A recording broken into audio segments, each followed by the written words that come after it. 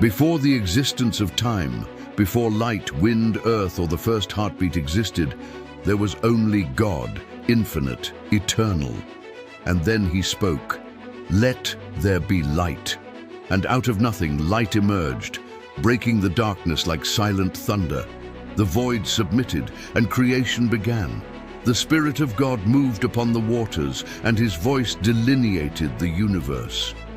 He separated the light from the darkness, calling the light day and the darkness night.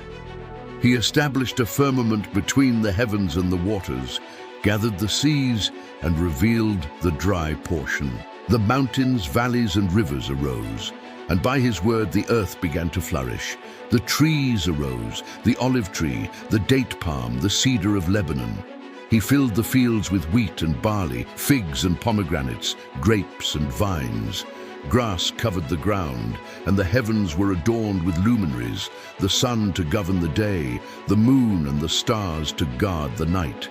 Each star received a name, and none remained outside its designated orbit.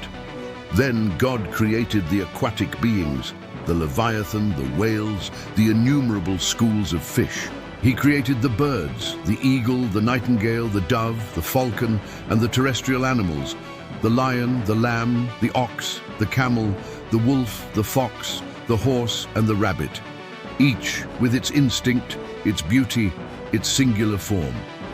And God contemplated that everything was good, but his work was not yet concluded. He looked at the clay of the earth and, with his own hands, formed the man. He modeled the bones, the muscles, the eyes. He molded the mouth, the heart, and the fingers. But he was still dust until the Creator knelt and breathed into his nostrils the breath of life. The man opened his eyes and saw the light for the first time. He heard the song of the birds, the murmur of the running waters, the perfume of the flowers. He felt the warmth of the sun on his face, and the blue sky enveloped him. God called him Adam, made from the ground, and granted him dominion over everything he had created. He gave him authority to name the living beings. And Adam spoke, "You shall be lion, for your strength inspires fear. You shall be deer, for you run like the wind. You, butterfly, are like a winged flower, and you, O dog, shall be my companion." God smiled and planted a garden for the man, Eden, a place of full abundance with sweet fruits and crystal-clear rivers. God walked with the man among the trees of life and dialogued with him as a father with his son. But Adam was alone. None of the animals was his equal. None shared his soul, his gaze, his destiny. Then God caused him to fall into a deep sleep, and while Adam slept, he took one of his ribs and from it formed the woman. When Adam awoke, he saw before him something new, not a beast, not a bird, but someone made like him, with luminous eyes and soft hands. Astonished, he exclaimed, "This is now bone of my bones and flesh of my flesh. She shall be called woman, because she was taken out of man." And thus, man and woman lived in unity, in harmony, without fear, without shame. Everything was good, but in the center of the garden, two trees stood out, the tree of life and the tree of the knowledge of good and evil. And God instructed, "Of every tree of the garden you may freely eat, but of the tree of the knowledge of good and evil you shall not eat, for in the day that you eat of it, you shall surely die." And there was in the garden someone observing an ancestral creature, a cunning serpent, the adversary disguised among the foliage. It approached the woman and inquired, "Has God indeed said, 'You shall not eat of every tree of the garden'?" Eve replied, "We may eat the fruit of the trees, but of the fruit of the tree which is in the midst of the garden, God has said, 'You shall not eat of it, nor shall you touch it, lest you die.'" The serpent whispered, "You will not surely die, for God knows that in the day you eat of it, your eyes will be opened, and you will be like God, knowing good and evil." The woman contemplated the fruit. It was beautiful, desirable, seemed flavorful. She reached out her hand, plucked it, and ate.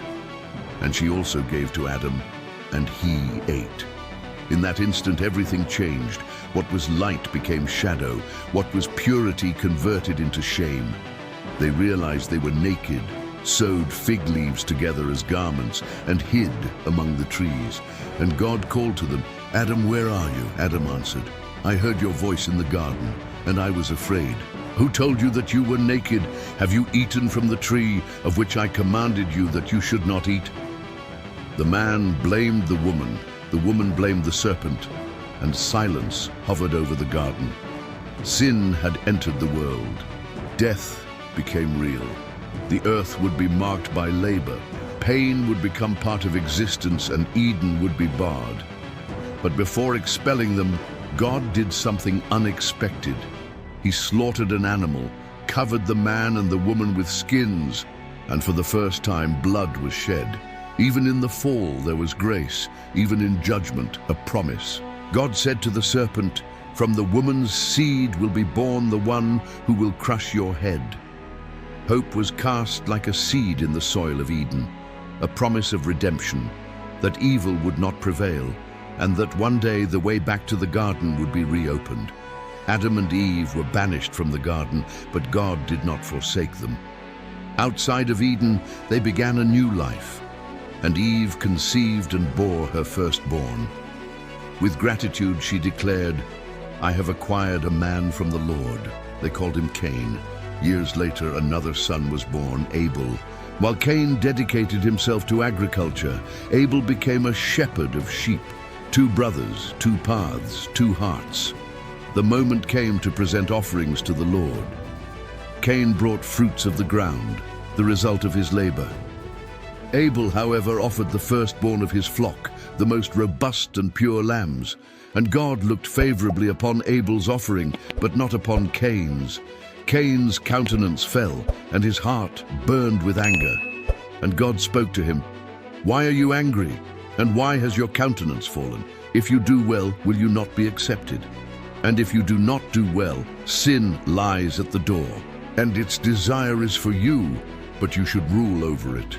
Cain listened but did not yield. He invited Abel to the field. Abel accompanied him trustingly, but there, in the stillness of the field, the brother became an enemy. Cain attacked, wounded, and Abel's blood stained the ground. For the first time, death touched humanity by the hand of man himself. God came to him and asked, "Cain, where is your brother?" He answered, "Am I my brother's keeper?" And God said, "The voice of your brother's blood cries out to me from the ground. Now you are cursed from the earth. When you till the ground, it shall no longer yield its strength to you. A fugitive and a vagabond you shall be on the earth." Cain departed fearfully, guiltily, with a hardened heart. He went to dwell in the land of Nod, distant from the presence of God. He built a city, had descendants, but the seed of wickedness had already been sown and was flourishing. Meanwhile, Adam and Eve had another son. They called him Seth, and from his lineage was born Enoch. And it was from then on that men began to call upon the name of the Lord. Generations succeeded one another. The earth was populated, but also corrupted. Men set themselves up as gods for themselves. Violence dominated the villages. Sin was transmitted as an inheritance. But amidst a fallen generation, there was one distinct man. His name was Enoch. Enoch walked with God. He did not just believe, he walked in communion with the Creator. Amidst a dark world, Enoch was light. He did not follow the ways of men. He was upright, devout, spoke with God, and God spoke with him. And then one day Enoch simply disappeared. Enoch walked with God, and he was not, for God took him. And men multiplied on the face of the earth, and daughters were born to them. And the sons of God saw the daughters of men, that they were beautiful, and they took wives for themselves of all whom they chose. There were giants on the earth in those days, and also afterward the Nephilim. These were the mighty men, men of renown, descendants of the union of the sons of God with the daughters of men. The Lord saw that the wickedness of man was great in the earth, and that every intent of the thoughts of his heart was only evil continually. And the Lord regretted that he had made man on the earth, and it grieved him in his heart. Then he said, I will destroy man, whom I have created from the face of the earth, for I repent that I have made them. But there was one man, a single one, who still found grace in the eyes of God. His name was Noah. Noah was just. Amidst a corrupt generation, he walked with God, an upright, obedient man. And God spoke to him, Noah, the end of all flesh has come before me. Make yourself an ark of gopher wood, with 3 decks. Pitch it inside and outside with pitch. For behold, I myself am bringing floodwaters on the earth, to destroy from under heaven all flesh in which is the breath of life. Everything that is on the earth shall die, but I will establish my covenant with you. Noah heard and believed. For years he built the ark under the sun, under mockeries. Men laughed, what madness! It has never rained like this. What kind of God judges with water? But Noah hammered and preached righteousness, proceeding in obedience. Then the animals began to arrive, 2 by 2, lions, eagles, donkeys, zebras, wolves, sheep, elephants, male and female, according to their kind. And God said, Go into the ark, you and all your household, because I have seen that you are righteous before me in this generation. Noah entered, and God closed the door. And then the sky darkened. The wind blew differently. The first thunder ripped the heavens, and the rain fell. Drops at first, then torrents. Rivers overflowed, fountains of the deep broke open. The earth was covered by the waters, mountains disappeared, men screamed, ran, but the door of the ark was sealed. For 40 days and 40 nights it rained. Everything that breathed perished, except Noah and those who were with him in the ark. Judgment had fallen, but the promise was still alive. Because God never destroys without first preserving, there is always a remnant. After 150 days, the waters began to subside. The ark rested on the mountains of Ararat. Noah sent out a raven, then a dove. The dove returned with an olive leaf. And then God said, Go out of the ark, you, your family, and all the living creatures. Be fruitful, multiply, and fill the earth. And I establish my everlasting covenant with you. Noah built an altar and offered sacrifice to the Lord. And God placed the first rainbow in the sky, a sign of his promise. I will never again destroy the earth with water. Even though man sins, I, the Lord, will fulfill my word. And thus the world began again, not by merit, but by grace. Because even when everything seems lost, God still preserves a righteous one and starts everything over again. After the flood, Noah and his family left the ark. Before a silent world, still damp from the devastation, God spoke, Be fruitful and multiply, and fill the earth. It was a new beginning. Noah had 3 sons, Shem, Ham, and Japheth. From them would proceed the peoples who would repopulate the earth. Shem would be the ancestor of the Semites, including the Hebrews. Japheth would populate the islands and northern lands. And from Ham would be born peoples like the Egyptians, Philistines, and Canaanites. The earth became fertile again. The trees bore fruit, the animals scattered, and Noah, an agriculturist, planted a vineyard. In time, it produced wine, and one day he drank excessively.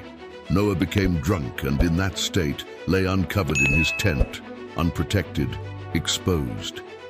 Ham, the father of Canaan, saw his father's nakedness, but instead of honoring him, he mocked, went out and told his brothers, like one who exposes another's weakness. Shem and Japheth, however, took a garment, put it over their shoulders and, walking backward, covered their father, without looking at his nakedness. They honored him in silence. When Noah awoke and learned what had happened, he uttered words that would echo for generations. Cursed be Canaan, a servant of servants he shall be to his brothers. Blessed be the Lord, the God of Shem, and may Canaan be his servant. May God enlarge Japheth, and may he dwell in the tents of Shem. But God's promise continued. Generations passed, and Noah's descendants began to spread. Upon arriving at the plain of Shinar, they decided to remain there. They said to one another, "Come, let us build ourselves a city and a tower whose top is in the heavens. Let us make a name for ourselves, lest we be scattered abroad over the face of the whole earth." Brick upon brick, the tower grew. It was not just architecture, it was ambition, it was pride.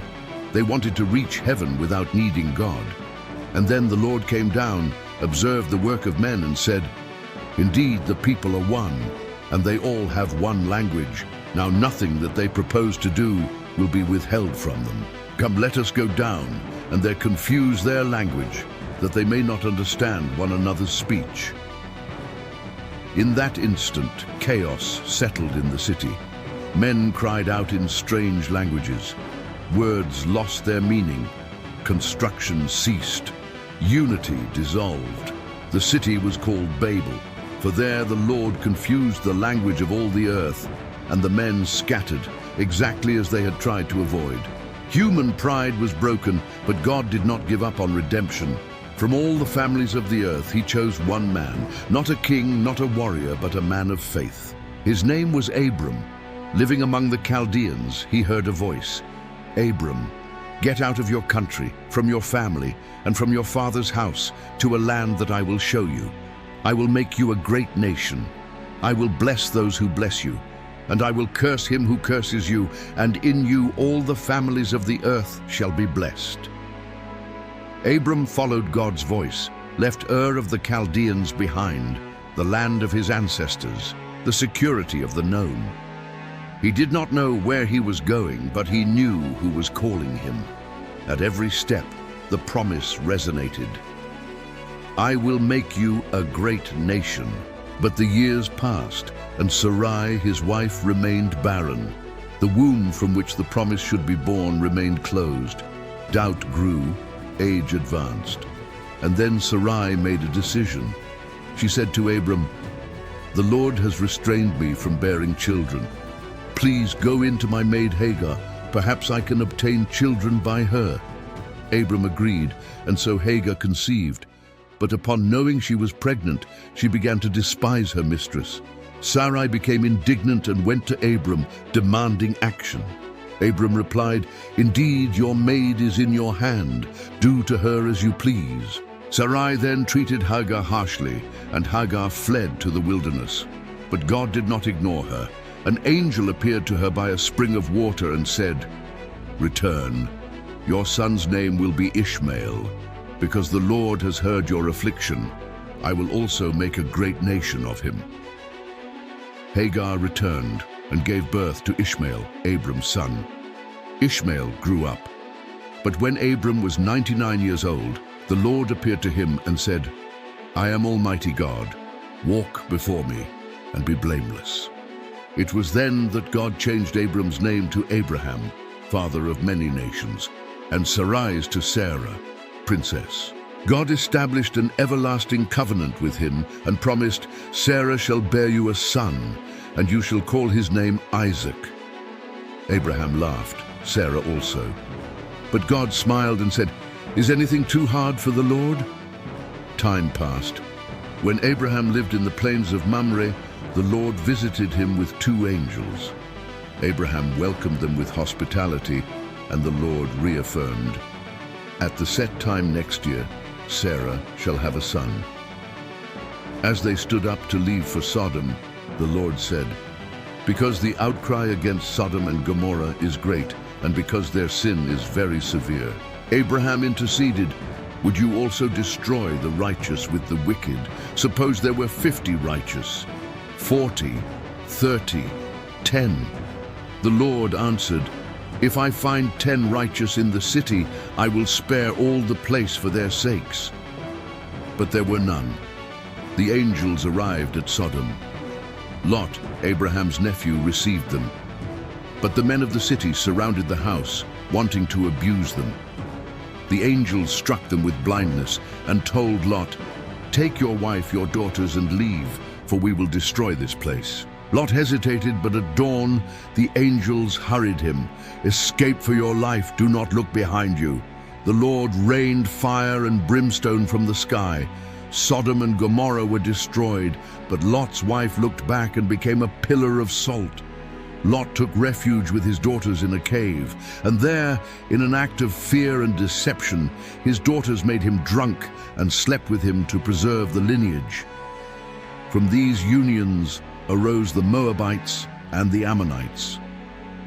Meanwhile, far away, Sarah conceived and bore a son, Isaac. Laughter. Sarah's laughter filled the tent. Isaac's laughter filled Abraham's heart. But this laughter also brought division. During a celebration, Ishmael mocked his brother. Sarah saw and said to Abraham, "Cast out this bondwoman and her son, for the son of this bondwoman shall not be heir with my son, namely with Isaac." Abraham was distressed, but God told him, "Listen to the voice of Sarah, for in Isaac your seed shall be called. Yet I will also make a nation of the son of the bondwoman." Abraham sent Hagar and Ishmael away with bread and water. They wandered in the wilderness. The water ran out. Hagar wept. But God heard the crying of the boy and opened her eyes to a well. God was with Ishmael, and he grew up strong in the wilderness. Isaac grew up. But then came the day of the supreme test. God said to Abraham, "Take now your son, your only son Isaac, whom you love, and go to the land of Moriah, and offer him there as a burnt offering on one of the mountains of which I shall tell you." Abraham prepared everything. 3 days of walking, silence between father and son. Isaac asked, "Father, where is the lamb for a burnt offering?" Abraham answered, "My son, God will provide for himself the lamb for a burnt offering." On the top of the mountain, Abraham built the altar, bound Isaac, raised the knife. But then the angel of the Lord cried out, "Abraham, do not lay a hand on the lad. Now I know that you fear God." Abraham saw a ram caught in a thicket and offered it in place of his son. He called that place Jehovah-Jireh, the Lord will provide. God reaffirmed, "In your seed all the nations of the earth shall be blessed." For on that mountain, not only was Abraham tested, there God prefigured the future. For one day another son would be given, and this time there would be no substitute. The lamb would be God himself. Sarah lived 127 years and died. Abraham mourned for her. Isaac was growing up and needed a wife. Abraham made his oldest servant swear that he would not take a wife for Isaac from among the Canaanites, but would go to his kindred. The servant departed with 10 camels and gifts. He arrived at the city of Nahor, and by a well prayed, "O Lord, the young woman to whom I say, 'Please let me drink a little water from your pitcher.' And she says, 'Drink, and I will also give your camels a drink. Let her be the one you have appointed for your servant Isaac.' Before he finished, Rebekah appeared, beautiful and kind. The servant asked for water. She not only gave him, but also watered all 10 camels. The servant, amazed, inquired about her family. Upon learning she was a relative of Abraham, he bowed down and worshipped. He was received into the house of Laban, Rebekah's brother. He recounted his mission, the prayer, and the sign. Laban and Bethuel said, "The thing comes from the Lord. Take Rebekah and go." The next morning, Rebekah departed with the servant. At evening, Isaac was meditating in the field. He saw the camels approaching. Rebekah also saw him and, upon learning who he was, covered herself with a veil. Isaac took her as his wife, loved her, and was comforted after his mother's death. In time, Abraham also died and was buried by Isaac and Ishmael alongside Sarah. The story continued with Isaac, but his wife Rebekah was barren. Isaac prayed, and the Lord answered him. She conceived twins, but felt a conflict in her womb and sought God. He answered, "2 nations are in your womb. 2 peoples shall be separated, and the older shall serve the younger." The first to be born was red and hairy. They called him Esau. The second was born gripping his brother's heel. He was called Jacob. Esau became a hunter, Jacob, a quiet man, dwelling in tents. Isaac preferred Esau. Rebekah, Jacob. Conflict was approaching. One day, Esau returned exhausted from hunting. Jacob was cooking stew. Esau asked, "Please feed me with that same red stew, for I am weary." Jacob answered, "Sell me your birthright as of today." Esau, despising his inheritance, swore and sold it for a plate of lentil stew. Time passed. Isaac, old and blind, called Esau. "Hunt game for me, prepare savory food, and I will bless you before I die." Rebekah heard and instructed Jacob, "Bring 2 young goats. I will prepare the food. You shall take it in, and he will bless you." Jacob hesitated, fearing being discovered and cursed. Rebekah took responsibility. She prepared everything, dressed Jacob in Esau's clothes, covered his arms with goatskins. Jacob entered the tent. "Who are you, my son?" "I am Esau, your firstborn." "How is it that you have found it so quickly?" "The Lord your God brought it to me." "Please come near, that I may touch you." Isaac touched him, felt the skins, smelled the clothes, and believed. And he blessed Jacob with the blessing of the firstborn, an irrevocable blessing. When Esau arrived, it was too late. Isaac trembled, and Esau cried out bitterly, "Bless me, me also, O my father." But the main blessing had already been given. Esau swore revenge. Rebekah warned Jacob, "Flee to Haran, to the house of my brother Laban, until your brother's fury turns away." Jacob left alone, taking only the blessing. On the first night, he slept in the open, with a stone for a pillow. He had a dream. A ladder connected earth to heaven, with angels ascending and descending. The Lord was at the top and said, "I am the Lord. The land on which you lie, I will give to you. And in you and in your seed, all the families of the earth shall be blessed. Behold, I am with you." Jacob awoke amazed. "Surely the Lord is in this place. This is none other than the house of God, and this is the gate of heaven." He called the place Bethel and made a vow of faithfulness to the Lord. Jacob continued to Haran. There, by a well, he found shepherds and saw Rachel, Laban's daughter, approaching. He wept upon seeing her, told her who he was, and was welcomed by Laban. Jacob loved Rachel and proposed, "I will serve you 7 years for Rachel, your younger daughter." 7 years passed and seemed but a few days, such was his love. But on the wedding night, Laban deceived him, giving him Leah, the firstborn. In the morning, Jacob confronted Laban, who replied, "Fulfill her week. Then we will give you this one also for the service which you will serve with me still another 7 years." Jacob accepted. He had 2 wives, but loved only Rachel. Leah was despised, but the Lord opened her womb. She gave birth to Reuben, Simeon, Levi, and Judah. Rachel, barren, envied her sister and gave her maid Bilhah to Jacob, who bore Dan and Naphtali. Leah gave her maid Zilpah, and Gad and Asher were born. Then Leah had 2 more sons, Issachar and Zebulun, and 1 daughter, Dinah. Finally, the Lord remembered Rachel. She conceived and gave birth to Joseph, the son of love. All these children were born in Haran. Jacob prospered in Haran, but the relationship with Laban became tense. God spoke to him, "Return to the land of your fathers, and I will be with you." Jacob departed secretly with his family and possessions. Laban pursued him, but God warned him in a dream not to contend with Jacob. They made a covenant and separated. As he approached Canaan, Jacob feared the reunion with Esau. He sent messengers who returned saying, "Your brother Esau is coming to meet you, and 400 men with him." Jacob was afraid, divided his people, and prayed fervently for deliverance. He prepared generous presents for Esau. That night, before crossing the ford of Jabbok, Jacob was left alone, and a man wrestled with him until the breaking of day. It was not a common enemy, it was God himself manifested.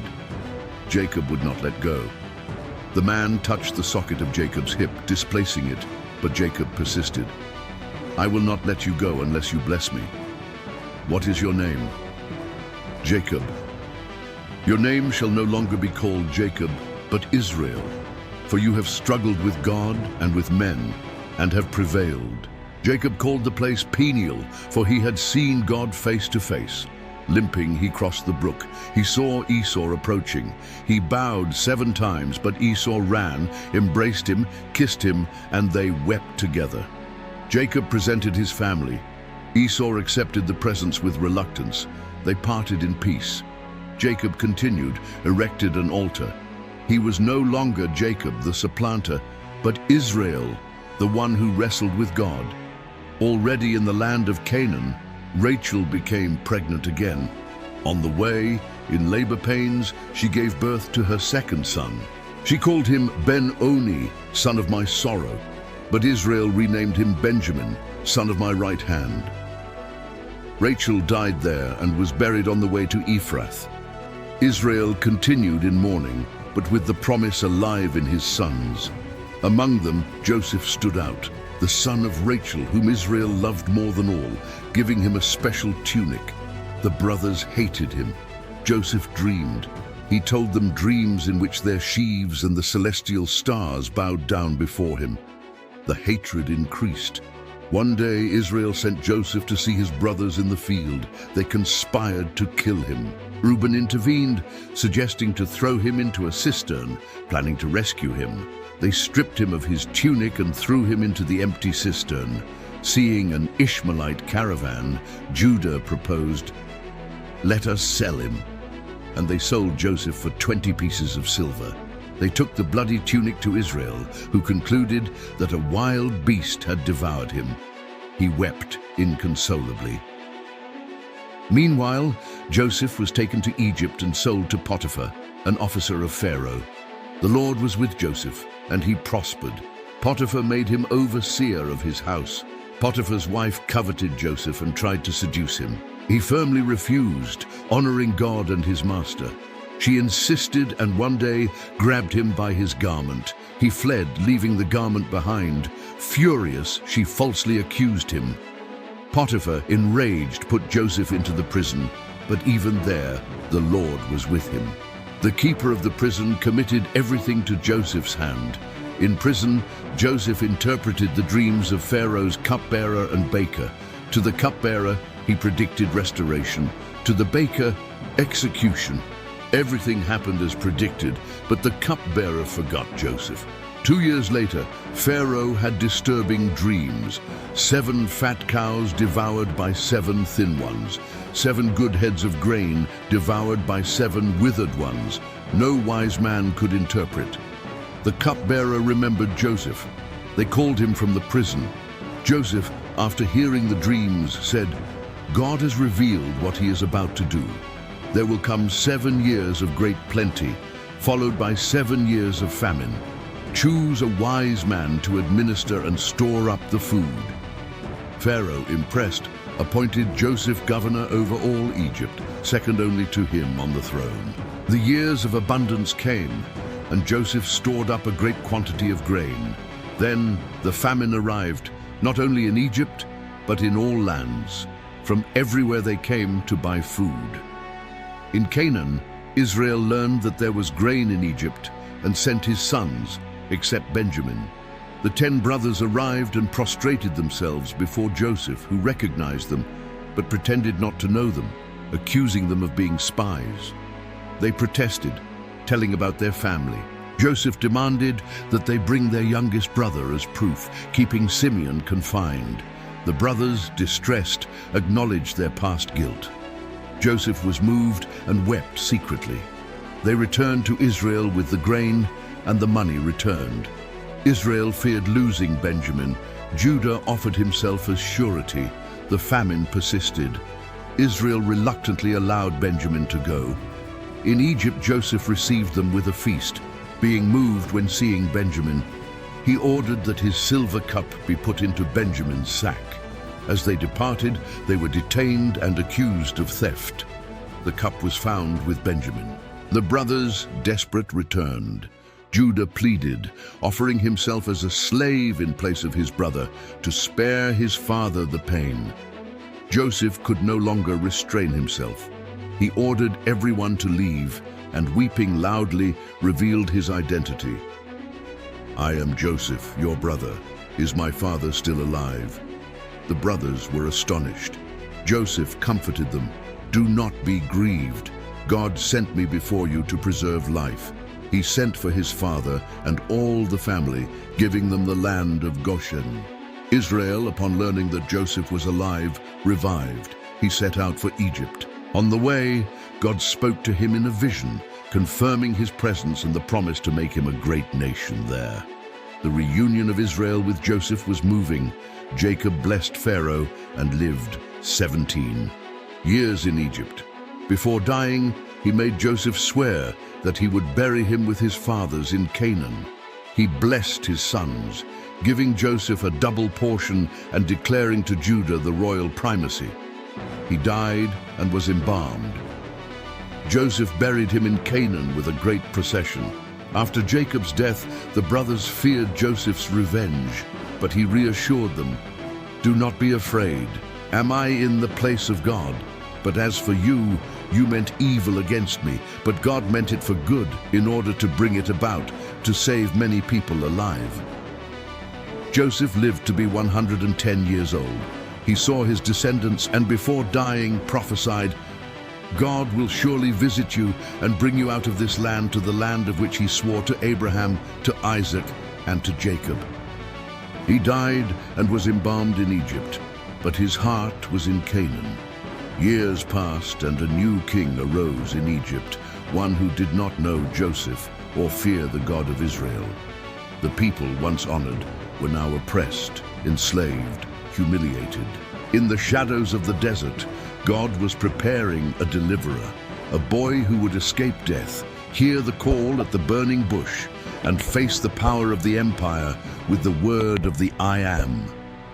Slavery was about to end, the confrontation with Pharaoh about to begin, and the God of the heavens would descend to earth. Prepare yourself, the story of the Exodus is about to begin, when God will free his people with a mighty hand and an outstretched arm. The next part is coming. Don't miss it.